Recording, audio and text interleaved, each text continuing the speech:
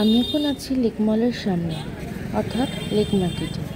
Lake মল থেকে চন্দ্রকোনা যে যাওয়ার যে রাস্তাটা, সেখানে দেখো কত রং বেরঙের রথ বসে গেছে, যেন মেলা।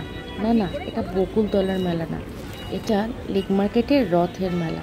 না, রথে যেমন জিলিপি পাঁপড় ভাজা পাওয়া যায়, এখানে তেমন যদিও পাওয়া যাচ্ছে না, কিন্তু এখানে সুন্দর সুন্দর কাঠের রথ পাওয়া যাচ্ছে।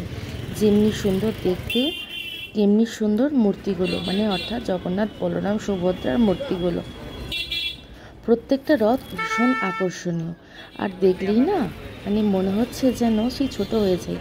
ছোট হয়ে গিয়ে একটা করে রথ কিনে নিয়ে জগন্নাথ বলরামকে ফুলমালা মিষ্টি দিয়ে সেই ছোটোবেলাকার মতো রথ টানতে টানতে আবার বেরিয়ে পড়ি।